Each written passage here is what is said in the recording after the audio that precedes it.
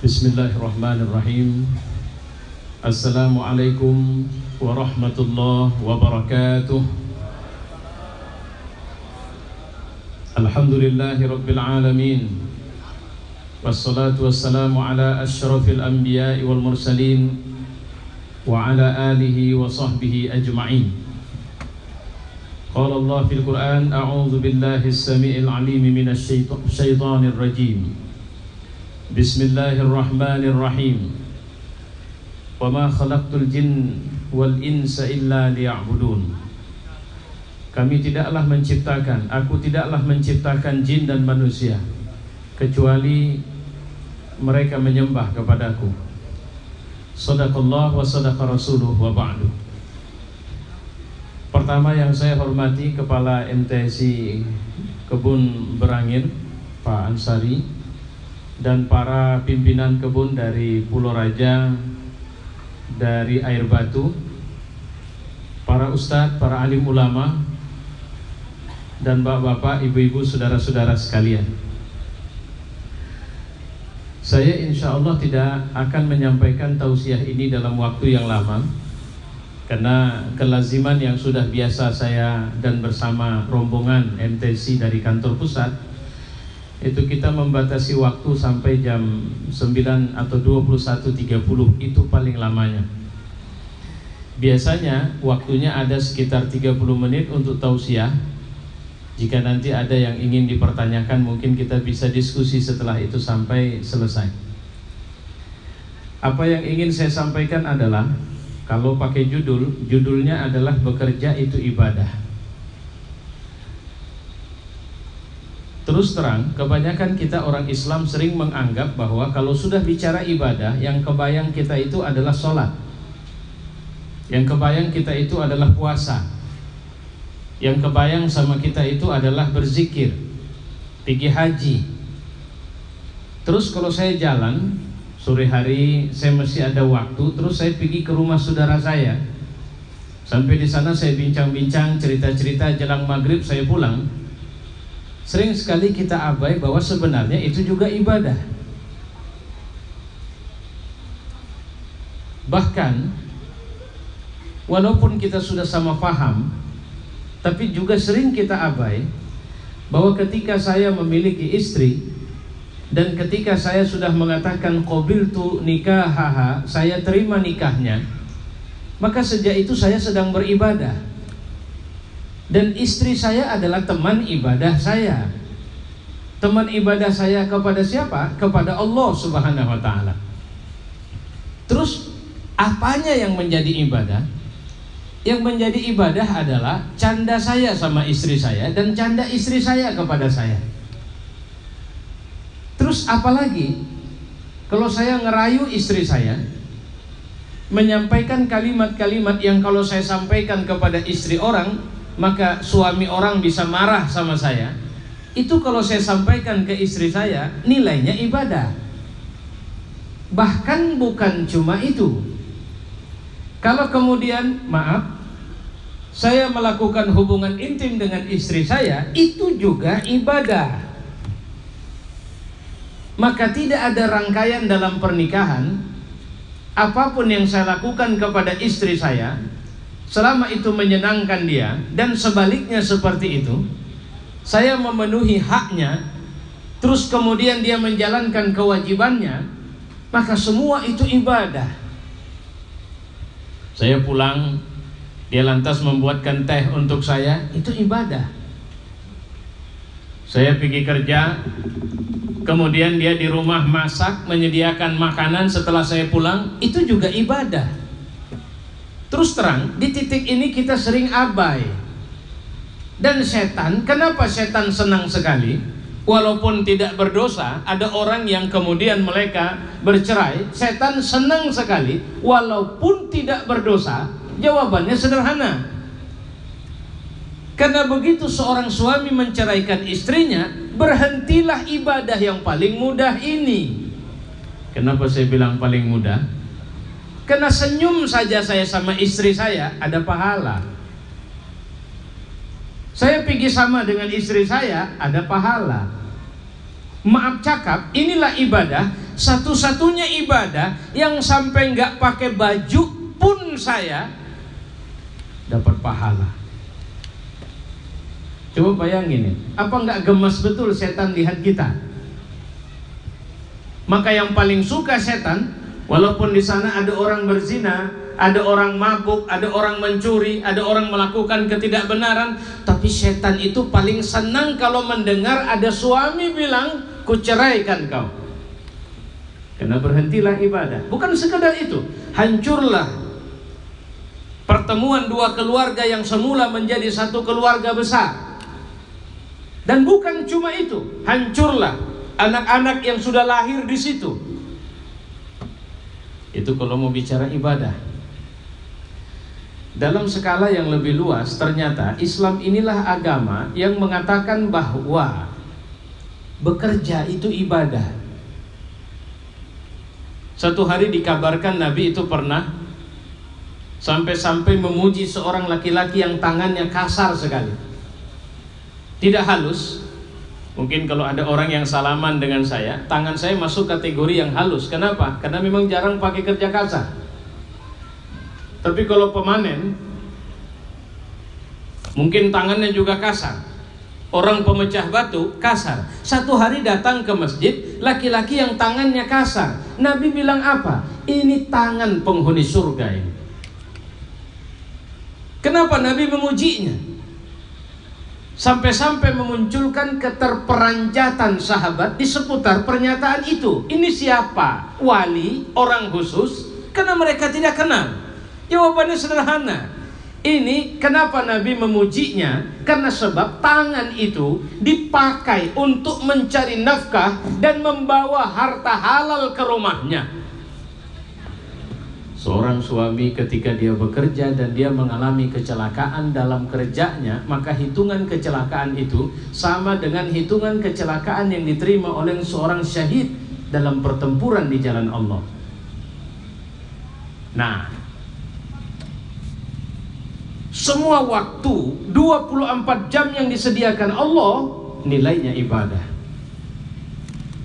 Bahkan tidurnya seorang mukmin itu bisa jadi ibadah. Kelelahannya dia bisa jadi ibadah.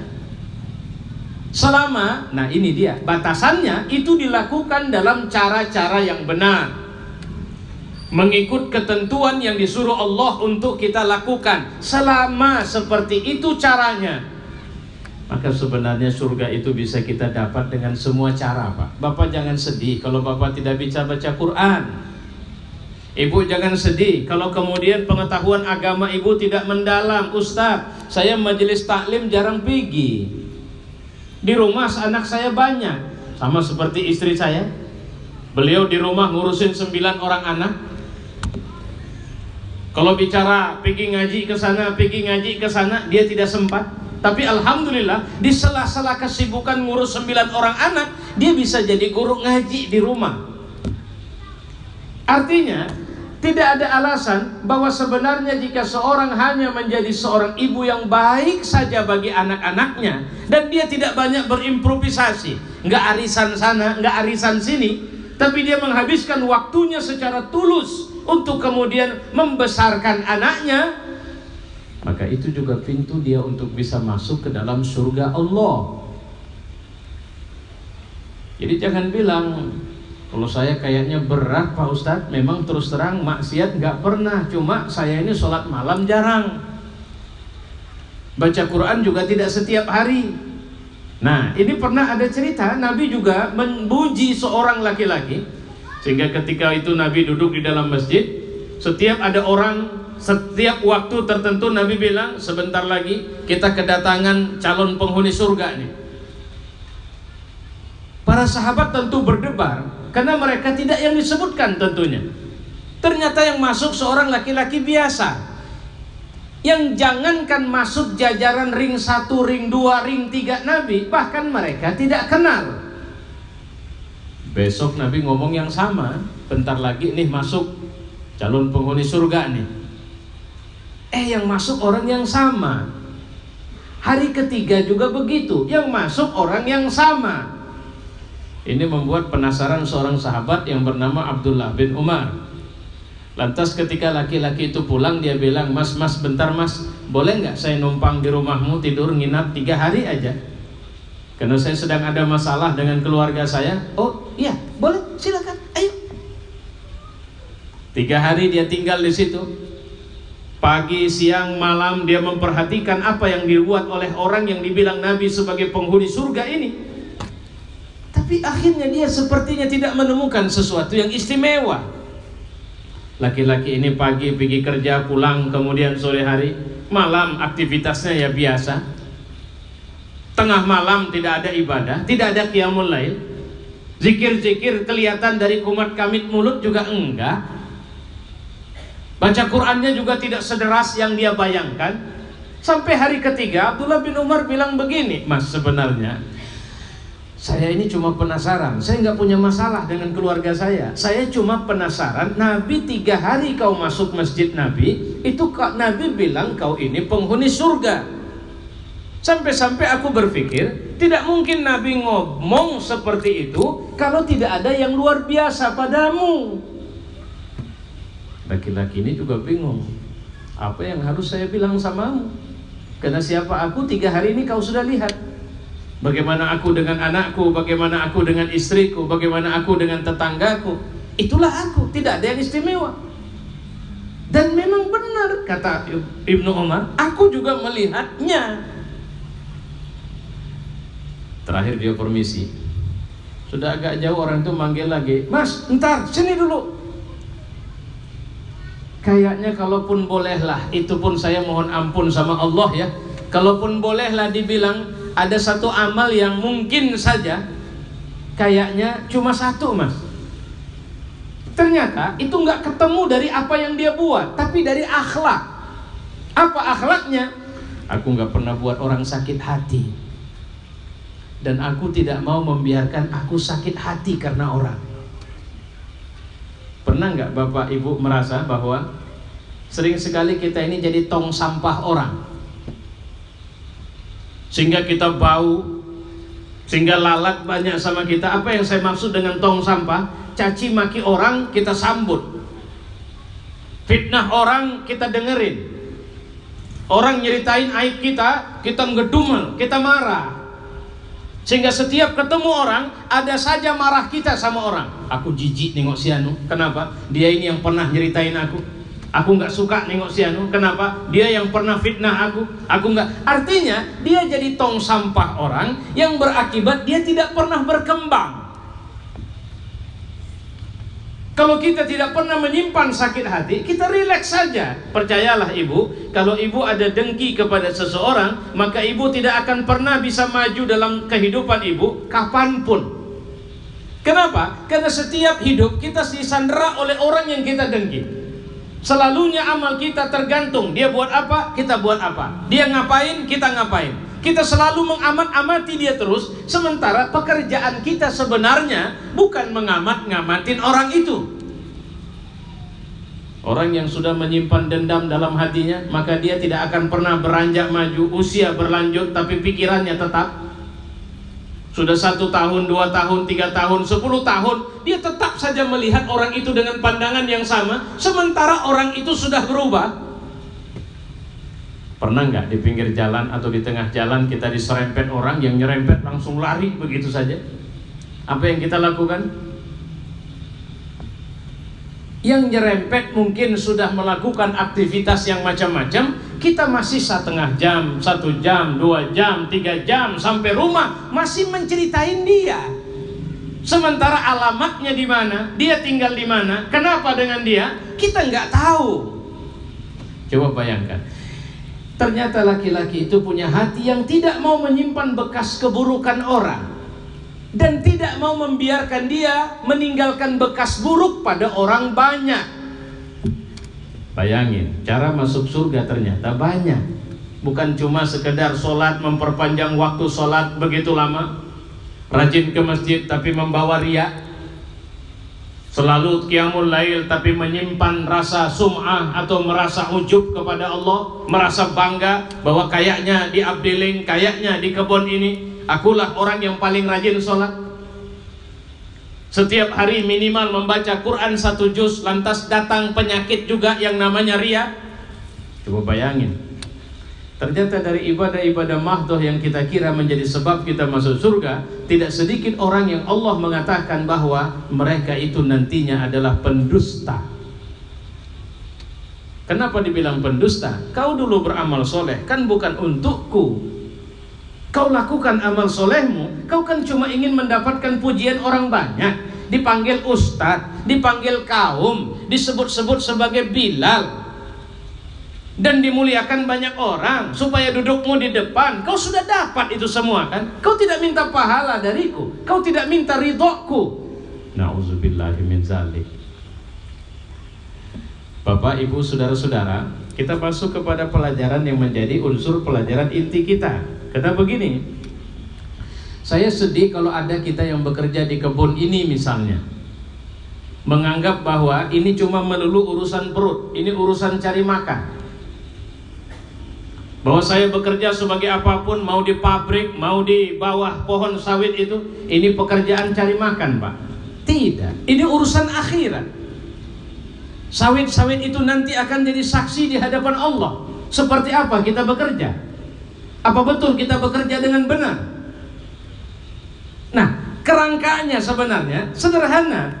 Bahkan seorang yang sedang buang air di kamar atau di kamar kecil itu sekalipun, itu akan ditanya Allah dan berakibat pada siksa atau tidak disiksa di kuburnya. 24 jam yang Allah kasih dalam hidup adalah 24 jam yang akan ditanya Allah kepada kita satu hari nanti, apapun yang kita kerjakan.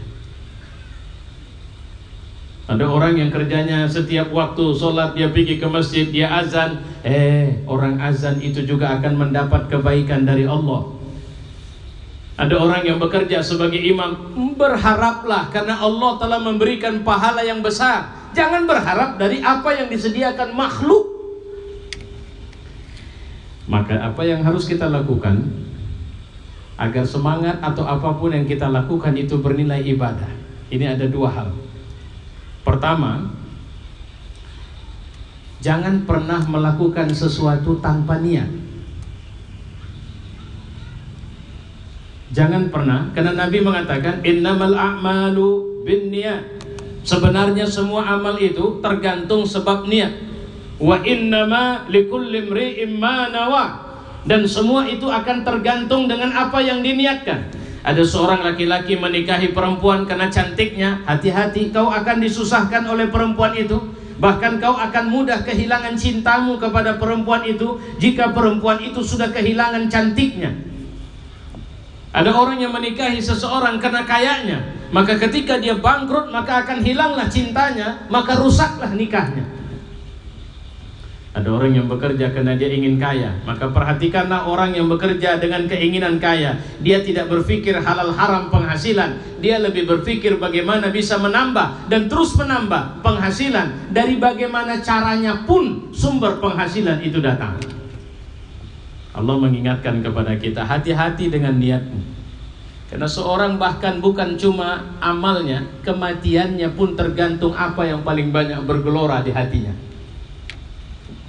Tadi sebelum berangkat kemari, istri saya bercerita tentang dia melihat satu video seorang perempuan yang begitu Allahu Akbar. Apa yang terjadi? Dia jatuh seperti batang kayu yang jatuh dan wajahnya menghantam lantai karena sebab dia meninggal setelah itu. Artinya apa? Walaupun sepertinya sakit sekali, tapi dia sedang husnul khotimah. Dia meninggal dalam keadaan dia sedang sholat. Kenapa? Jawabannya sederhana. Sekarang cobalah rancang kematian seperti apa yang kita inginkan. Berniatlah. Ketika saya menginginkan kematian dalam keadaan di mana saya berdakwah, maka saya harus mengisi waktu-waktu saya dengan berdakwah. Saya ingin mati dalam keadaan di mana saya pegang tasbih, memutarnya dan menyebut nama Allah, maka kemanapun pergi, saya akan membiasakan untuk menyebut nama Allah Subhanahu wa ta'ala. Bikin mati, baca Quran, tapi ternyata lebih sering nonton TV. Saya khawatir bisa matinya kesetrum listrik. Pingin mati naik haji tapi lebih sering ke tempat judi. Coba bayangin itu. Pingin mati lagi dengan majelis taklim tapi lebih sering ternyata minum tua. Lihat anak-anak muda yang sok keren. Kalau kita lihat di TV, mendengar bagaimana mereka mati karena sebab mereka minum tua oplosan, sampai autan yang untuk ngusir nyamuk dimasukkannya dalam tua. Kita tidak tahu apa yang dia inginkan. Maka sekarang kita datang kemari, kita kerja di sini, kita tinggal di Abdeling, kita sedia jadi apapun. Pertanyaannya yang harus kita tanya sekarang sama diri kita, apa yang kita mau di situ? Pak Ustadz, kalaulah niat saya ikhlas Pak Ustadz, di sudut manapun, di Abdeling manapun yang paling jauh sekalipun saya siap Pak Ustadz. Karena dalam hidup ini tidak ada lagi yang saya bayangkan, yang tidak ada lagi yang saya cita-citakan, kecuali saya ingin melihat anak saya harus lebih besar dari saya. Dan untuk itu saya tidak peduli sesakit apapun pekerjaan ini, di medan seperti apapun saya bekerja. Apakah yang saya lakukan ini lillahi ta'ala Ustaz? Saya mau bilang cuma satu, tinggal ujungnya labelkan lillahi ta'ala. Tuhan, aku tidak lagi bicara kesenangan duniaku. Aku hanya membayangkan dari rumah kecilku akan lahir orang-orang besar di sini. Jadi ada anak-anak muda, saya bilang, ada satu anak gadis, mungkin dia datang lagi. Saya tanya nama sama dia, ada keinginan menghafal Quran? Jawaban dia, ada Pak. Bisa nggak 2 tahun lagi kau SMS atau kau telepon ke saya bahwa kau sudah menghafal Quran? Insya Allah bisa Pak. Itu yang saya maksud niat. Kalau itu nggak ada, selesai kita.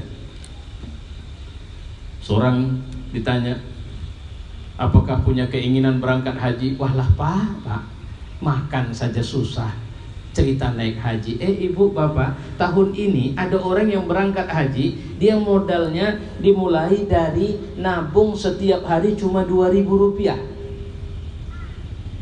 Tapi setiap masuk celengan itu dia bilang apa? Ya Allah, ini biaya berangkat haji. Jangan tanya bagaimana akhirnya, karena Allah tidak melihat akhirnya, Allah melihat awalnya. Semangatmu apa?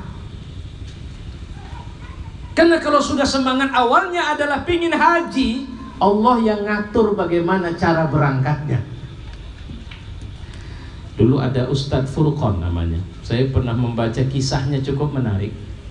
Dia pingin pergi ke Baitullah, tapi dia nggak punya apa-apa.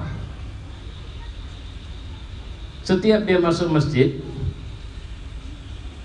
uang 500 rupiah, kadang cuma 1.000 rupiah, itu dia masukin kotak infak. Dia bilang apa? Ya Allah, ini aku titip duit untuk berangkat umroh. Tahu apa yang terjadi? Akhirnya Allah membenarkan dia sampai ke tanah suci. Bagaimana caranya? Allah membiarkan kuping seseorang mendengarkan sebutan doanya itu, sampai orang itu akhirnya mengatakan, sudah Ustadz berangkat, saya yang tanggung biayanya. Tahu ibu, itu Ustadz orang yang tidak bisa melihat, dia buta, tapi dia selalu meraba kotak infak dengan mengatakan, Tuhan, ini biaya berangkat hajiku, aku titip. Kata kuncinya di niat, bukan di akhir. Karena kalau bicaranya harus di akhirnya, maka saya khawatir sholat kita pada nggak keterima semua. Karena begitu Allahu Akbar, kita masih bagus. Alhamdulillahirabbil alamin. Mulai kebayang, waduh, ketinggalan pula tadi dompet di kamar mandi. Maka rangkaian gerakan sholat kita dipenuhi dengan sekian angan-angan, sampai kemudian ketika kita mengucap salam, tidak ada bekasan dalam hati kita. Kalau amal kita dihitung dari akhirnya, repot kita.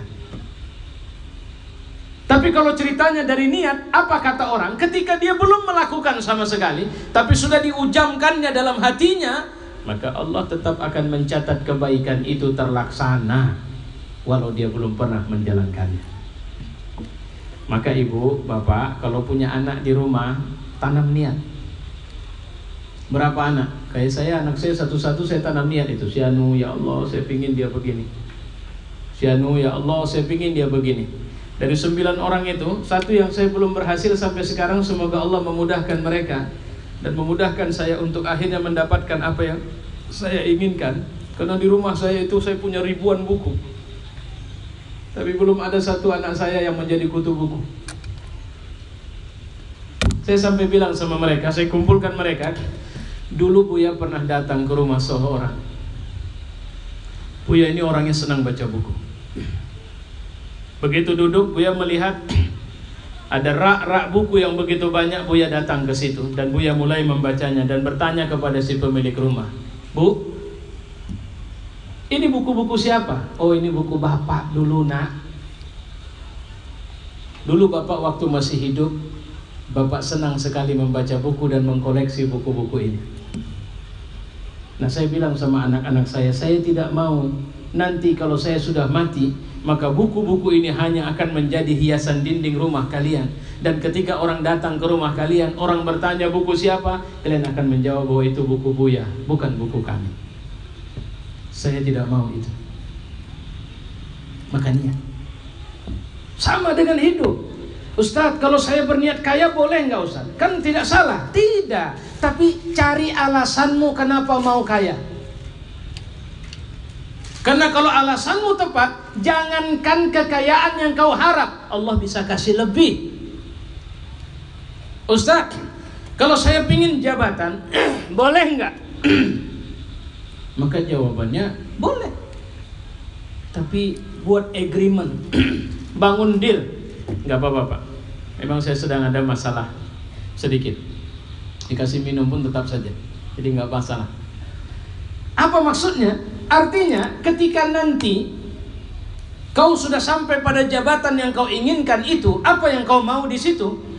Saya mau mensejahterakan orang banyak, saya mau menghidupkan kegiatan agama, saya mau menggunakan sisa harta saya untuk kemudian saya gunakan untuk menghidupkan kegiatan-kegiatan dakwah. Berapa yang kau butuh?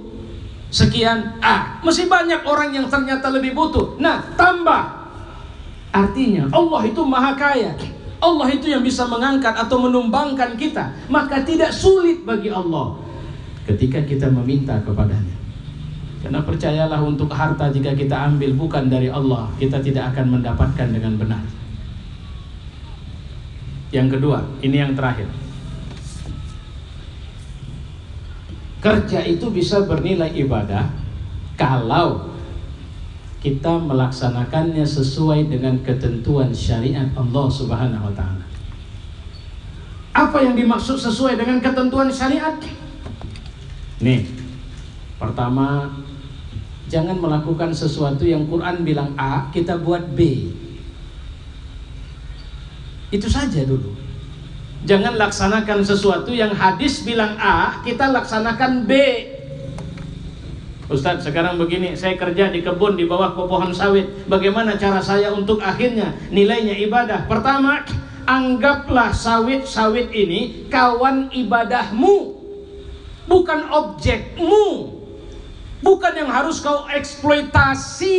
Karena sebab bahwa hakikatnya sawit-sawit ini juga adalah hamba Allah.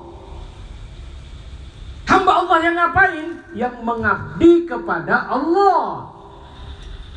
Bagaimana cara dia mengabdi kepada Allah? Di mana dia ikut apa yang kita buat. Maka kalau saya ditanya, bapak-bapak yang setiap hari lewat kebun sawit cari makan di sini, silahkan untuk bisa mengira bahwa sebenarnya we are the team. Kita ini hamba, kita ini tim. Sawit sama kita adalah sama-sama hamba Allah yang sedang menjalankan profesi kehambaannya. Kalau kita membangun semangat tim, sawit itu akan memproduk. Nih, tunggu. Ketika kita tanam pohonnya, ditanam di mana? Di tanah. Tanah punya siapa? Allah. Ketika dia sudah kita tanam, dia butuh air. Air punya siapa? Allah. Terus kemudian dia membesar, kita kasih pupuk. Kemudian siapa yang mengantarkan? Siapa yang mengklasifikasikan? Siapa yang membuat batangnya bagus, daunnya bagus, kemudian bijinya tumbuh? Allah. Maka saya pernah bilang selalu bahwa 80-20 Pak. Kita punya perusahaan ini, 80% itu kerja Allah, 20% saja ikhtiar kita itu. kita tanam urusan Allah yang kemudian mengirimkan malaikatnya untuk kemudian bekerja, atau sawit itu kemudian melanjutkan apa yang harus dilanjutkan, sampai kemudian kalau Allah mau, kadang bijinya kecil tapi minyaknya banyak, kadang bijinya besar tapi minyaknya sedikit. Kadang kemudian sawit-sawit ini menghadapi penyakit, jangan marahi dia, cek kita. Mungkin ada sesuatu di mana kita tidak bersahabat sama dia. Kita lebih datang seperti tukang jagal yang kemudian tidak memberikan pertemanan. Bahkan rumah saja pun, kalau dia ditempati dengan baik, dia akan memunculkan aura nyaman sama kita. Maka beribadahlah dengan benar, bekerjalah dengan benar. Kenapa? Kalau Bapak mulai bekerja dengan cara yang tidak benar, itu tidak hanya mengancam diri Bapak, sawit itu terancam, anak Bapak terancam, istri Bapak terancam, dan akhirat Bapak terancam kalau bekerjanya tidak benar. Karena terus terang, ada orang kalau dia bekerja semangatnya numpukin harta. Di kantong saya ada duit, tapi kesana kemari saya pergi nggak mau ngeluarin duit. Itu duit bermanfaat nggak sama saya? Sama saja, sama seperti tidak punya duit. Allah ngajari kita kerja itu untuk mengambil manfaat dari situ, bukan menumpuk. Maaf ya, di rumah kita punya kamar kecil yang namanya toilet. Toilet itu kalau kita buang air pergi ke septic tank. Coba bongkar isi septic tank, isinya masukin dalam plastik, jual ke pasar. Siapa yang mau beli? Hati-hati, jangan sampai harta yang kita kumpulkan itu sama seperti isi septic tank, yang nanti di akhirat kita bawa ke sana kemari tidak lagi bermanfaat. Karena selama di dunia pun memang kita tidak memanfaatkan. Carilah harta yang kita harapkan dia bisa bermanfaat, mendukung pekerjaan kita sebagai hamba Allah. Kalau sudah begitu, Allah yang akan mengangkat derajat kita nanti itu. Ada satu acara yang sedang berlangsung di kebun kita, yaitu pembekalan karyawan pimpinan. Saya termasuk salah satu yang ikut sebagai narasumber di situ. Urusan spiritualitas agama, dalam hal ini Islam. Ada yang menarik, salah satu karyawan, dia sebenarnya sudah karyawan pimpinan di perusahaan swasta di daerah Sumatera Selatan sana. Dan penerimaan di saat dia diterima di perusahaan kita ini, dia sedang promosi jabatan di perusahaannya di sana. Dia cerita sama saya di depan teman-temannya yang lain. Ketika sebelum promosi, kan biasalah ada wawancara, dia dipanggil ke Jakarta. Lantas dia ditanya, apa karya terbaik yang sudah Anda buat di perusahaan? Dia bilang, kayaknya nggak ada loh Pak. Bagaimana Anda selama kerja tidak ada karya terbaik? Nggak ada Pak. Paling kalau saya ingat Pak, saya pernah mempelopori pembangunan masjid di satu unit yang tidak ada sama sekali masjidnya sebelumnya Pak. Saya jadikan itu swadaya tanpa biaya perusahaan. Saya gerakkan semua karyawan, saya sadarkan mereka, dan alhamdulillah masjid itu sudah terbangun Pak. Singkat cerita, 2 kali kebakaran besar melanda, unitnya tidak tersentuh api sedikit pun. Sementara unit-unit lain Pak, kata dia, itu terbakar. Pada waktu itu akhirnya saya diminta datang. Di tengah jaya naik, kalau saya tidak khilaf dia bilang naik boat, saya nggak tahu di daerah mana dia, tapi dia sedang di atas boat. Tiba-tiba masuk SMS bahwa saya diterima di PTP 4. Sementara saya naik boat itu sedang berjalan untuk mengambil SK di mana saya sedang promosi di perusahaan saya itu. Tapi saya putuskan kemari. Nah ini dia niat tadi Pak. Saya nggak tahu maksud dia apa. Karena dia bilang setelah saya putuskan saya kemari, tujuan saya cuma satu Pak. Saya ingin dengar dan saya ingin dekat dengan para ustadz, sehingga saya pilih perusahaan ini. Coba bayangkan, satu pilihan besar diambil, walaupun kata dia kalau cerita gaji Pak, gaji saya di sana sudah lebih tinggi. Tapi jangan lupa, manusia itu tidak dihargai pada seberapa banyak hartanya oleh Allah, tapi manusia itu dihargai pada seberapa banyak ketakwaannya kepada Allah Subhanahu wa ta'ala. Nah, Bapak, Ibu, saudara-saudara yang mulia, saya janji tidak lama-lama menyampaikan ini. 34 menit sudah saya sampaikan materi ini. Nanti insya Allah kalau ada yang bertanya, kita akan diskusi. Kalau tidak ada, kita tutup ini dengan doa. Wabillahi taufiq wal hidayah. Wassalamualaikum warahmatullahi wabarakatuh.